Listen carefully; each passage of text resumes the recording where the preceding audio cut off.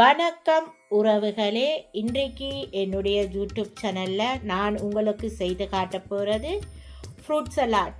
வாங்க அந்த fruit salad நான் எப்படி செய்கிறேன்னு சொல்லி வீடியோக்குள்ளே போய் பார்க்கலாம். வீடியோக்குள்ளே போகிறதுக்கு முன்னால் ஃபர்ஸ்ட்டாக இந்த வீடியோவை பார்க்குறீங்களா? அப்போ மறந்துடாமல் சப்ஸ்கிரைப் பண்ணிவிட்டு பக்கத்தில் இருக்கிற பெல் பட்டனையும் கிளிக் பண்ணிவிட்டு பாருங்கள். அப்போத்தான் நான் போடுற வீடியோக்கள் எல்லாம் உங்களுக்கு உடனுக்குடனே நோட்டிஃபிகேஷனாக வந்து சேரும். இப்போ வாங்க வீடியோக்குள்ளே போகலாம்.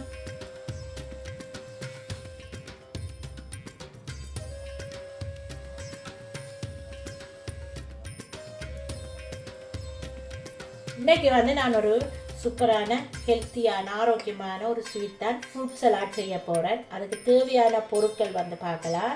நான் உங்கள்கிட்ட என்னென்ன பழங்கள் இருக்கோ நீங்கள் அதை எடுத்துக்கொள்ளலாம். இப்போ என்னட்ட இருக்கிற பழங்கள் நான் கிவி எடுத்திருக்கிறேன், ஆப்பிள், பியாஸ், கிரேப்ஸில் 2 வித கிரேப்ஸ் எடுத்திருக்கிறேன், வாழைப்பழம் எடுத்திருக்கிறேன், மாதுளம்பழம், மற்ற நட்ஸு நான் பாதாமை வறுத்தெடுத்து வச்சிருக்கிறேன், பாதாம், மற்ற ப்ளம்ஸ் எடுத்திருக்கிறேன், 1 கப்பு ப்ளம்ஸு, 1 கப்பு பாதாம், 1/2 கப்பு கஜு எடுத்திருக்கிறேன். கஜுவும் வறுத்து தான் எடுத்து வச்சிருக்கிறேன் காஜு. இது மாம்பழ பியூரி எடுத்திருக்கிறேன் 1 டின். மற்றது டின்பால் எடுத்திருக்கிறேன் 1 டின்பால் எடுத்திருக்கிறேன். இப்போ இதுதான் தேவையான பொருட்கள். இவ்வளோ தான் இப்போ தேவையான பொருட்கள். இனி இந்த பழங்கள் எல்லாத்தையும் கழுவி நாங்கள் தோல் சீவி சின்ன கட் பண்ணி எடுக்கணும். முதல்ல எல்லா பழங்களையும் கழுவி எடுப்போம். இப்போ பார்த்தீங்கன்னா உங்களுக்கு தெரியும், நான் எல்லா பழங்களையும் நல்ல வடிவாக கழுவி எடுத்து வச்சிருக்கிறேன். இப்போ இது எல்லாத்தையும் தோல் சீவி சின்ன கட் பண்ணுவேன். நீங்கள் ஒரு பாஸ்கெட் ஒன்று எடுத்துருங்க. அதில் எல்லா தோல்களையும் நீங்கள் சீவி எடுத்துக்கொள்ளுங்க. இந்த தோலை நீங்கள் பின்னில் போடாதீங்க. இந்த காய்கறிகள் கன்றுகளுக்கு கீழே கொண்டு போய் போட்டு விடலாம். அது சத்தாக இருக்கும் தோட்டங்களுக்கு. இப்போ நான் எல்லா பழங்களையும் தோல் சீவுறேன். முதல்ல பியாஸ் தான் எடுத்திருக்கிறேன். பியாஸை முதல் தோல் சீவி போடுவேன். பியாஸு, ஆப்பிள் எல்லாம் தோல் சீவிட்டு போட்டிங்கன்னா நல்லா இருக்கும். சில பேர் தோல் சீவாமல் போடுவினோம் ஆப்பிள். நான் கூடுதலாக தோல் சீவிட்டு தான் பாவிக்கிறேன் நான் ஃப்ரூட் சலாட்டுக்கு.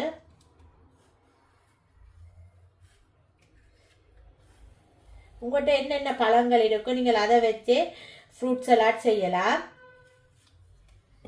இப்போ எல்லா பழங்களையும் நான் இப்போ நான் தோல் சீவி வச்சிருக்கிற பியாஸை சின்ன கட் பண்ண போகிறேன். ஒரு அளவான சைஸாக எல்லா பழங்களையும் கட் பண்ணுற பழங்கள் எல்லாம் ஒவ்வொரு சைஸாக இருக்கணும். எல்லாமே ஒரே ஈவனாக கட் பண்ணி எடுக்கணும். அப்போ தான் இந்த ஃப்ரூட் சலாட்டுக்கு நல்ல டேஸ்ட்டாக இருக்கும். எல்லாம் ஒரே சைஸாக கட் பண்ணி எடுக்கணும். சின்ன பெருசாக கட் பண்ணினீங்களான்னு சொன்னால் அது ஒரு டேஸ்ட்டும் இருக்காது. ஒவ்வொரு சைஸில் இருக்கும். பார்த்தீங்கன்னா உங்களுக்கு தெரியும், சின்ன ஸ்க்ரீப்பாக கட் பண்ணி வச்சுருக்கிறேன் பாருங்கள். இப்படி கட் பண்ண வேணும். இதே மாதிரி எல்லா ஃப்ரூட்ஸையும் நான் கட் பண்ணி எடுத்துட்டு உங்களுக்கு காட்டுறேன். இப்போ நான் ஆப்பிளையும் அதே மாதிரியே கட் பண்ணி எடுத்துக்கொள்கிறேன். உங்களுக்கு எல்லா ஃப்ரூட்ஸையும் நான் ஒரே மாதிரி கட் பண்ணி எடுத்துட்டு காட்டுறேன். இப்போ பாருங்கள், ஆப்பிளும் அதே அளவிலேயே நான் கட் பண்ணுறேன். பார்த்தீங்கன்னா உங்களுக்கு தெரியும் பாருங்கள், அதே அளவிலேயே ஆப்பிளையும் கட் பண்ணி எடுங்க. எல்லா ஃப்ரூட்ஸ்களையும் அதே மாதிரி கட் பண்ணி எடுங்க. இப்போ பார்த்தீங்கன்னு சொன்னால் எல்லா ஃப்ரூட்ஸும் நான் கட் பண்ணி எடுத்து வச்சிருக்கிறேன் பாருங்கள். ஆப்பிள், பியாஸ், வாழைப்பழம், கிரேப்ஸ் 2 வகை கிரேப்ஸும் கட் பண்ணி இருக்கிறேன், கிவிப்பழம், மாதுளம்பழம், மற்றது ப்ளம்ஸு. நான் பருப்பை வறுத்துட்டு பாருங்கள் இப்படி ஒன்றும் பாதியமாக இடிச்சு எடுத்து வச்சிருக்கிறேன். அதே மாதிரி தான் கஜுவையும் நான் வறுத்து வச்சிருந்தேன். அதையும் ஒன்றும் பாதியமாக இடிச்சு எடுத்து வச்சிருக்கிறேன் கஜுவையும். இப்போ டின்பால் இருக்குது, மேங்கோ பியூரி இருக்குது. இது இப்போ எப்படி செய்கிறோன்னு சொல்லி நாங்கள் பார்க்கலாம். இப்போ நான் இதில் பெரிய ஒரு மிக்சிங் பவுல் எடுத்துருக்கிறேன். அதில் முதல்ல வாழைப்பழத்தை போடுறேன். அதுக்கப்புறம் கட் பண்ணி வச்சிருக்கிற பியாஸ், மாதுளம்பழம், பச்சை கிரேப்ஸ், விதை இல்லாதது எடுங்க, அப்போ தான் இது ஃப்ரூட் சலாட்டுக்கு நெல்லாம்.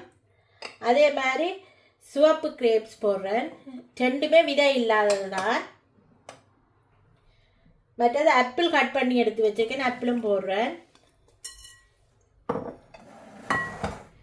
மற்றது இது கிவி பழம் கட் பண்ணி எடுத்து வச்சுக்கேன், அதையும் போடுறேன். கஜு, பிளம்ஸ், உங்கள்கிட்ட என்ன நட்ஸ் இருக்குதோ நீங்கள் எதுவும் போட்டுக்கொள்ளலாம். அதே மாதிரி பாதாம் எல்லாத்தையும் போடுவேன். பாதாம் பருப்பு கஜு வந்து நீங்கள் வறுத்துட்டு போட்டால் தான் இதுக்கு நல்ல டேஸ்டாக இருக்கும்.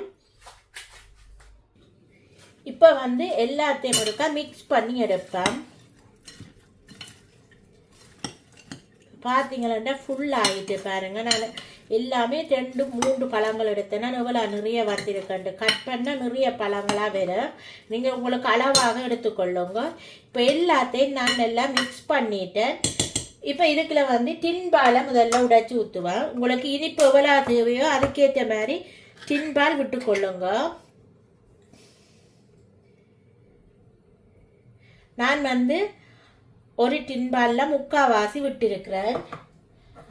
அதே மாதிரி மேங்கோ பியூரியும் வந்து உங்களுக்கு எவ்வளவு தேவையோ அதுக்கேற்ற மாதிரியே நீங்கள் விட்டுக்கொள்ளுங்க. இது வந்து 850 ml மேங்கோ பியூரி எடுத்திருக்கிறேன். அது ஃபுல்லாகவே நான் விடுறேன். இது மேங்கோ பியூரி ஃபுல்லாக விட்டால் தான் நல்லா இருக்கும்.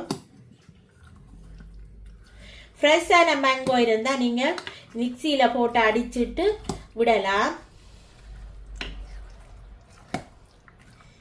நல்ல மேங்கோ விட்ட உடனே நல்ல ஒரு வாசம் ஒன்று கொடுக்கும். சூப்பராக இருக்கும் பாருங்க. இப்போ நல்லா இதை மிக்ஸ் பண்ணி கொடுங்க. பார்த்தீங்களா நல்லா ஃப்ரூட் சலாட் வந்து நல்லா மிக்ஸ் பண்ணியாச்சு. நீங்கள் மேங்கோ பியூரி விட்ட உடனே நல்ல ஒரு வாசம் ஒன்று கொடுக்கும். நல்ல மேங்கோ வாசம் ஒன்று கொடுக்கும் இந்த ஃப்ரூட் சலாட்டில். இப்போ பார்த்தீங்கன்னா சூப்பராக ஃப்ரூட் சலாட் வந்து ரெடி ஆகிட்டுது. இப்போ நான் உங்களுக்கு இதை எப்படி சர்வ் பண்ணுறேன்னு சொல்லி சர்விங் பவுலில் விட்டு நான் காட்டுறேன் பாருங்கள். இதோட இன்னொரு சூப்பரான ஒரு இன்க்ரீடியன்ஸும் சேர்க்க போகிறேன். அதையும் என்னென்னு கடைசியில் பார்க்கலாம். இப்போ பார்த்தீங்கன்னா நான் 4 சர்விங் பவுல் எடுத்துருக்கிறேன். எல்லாத்திலும் இப்போ நான் இந்த ஃப்ரூட் சலாட்டை விடுறேன் பாருங்கள்.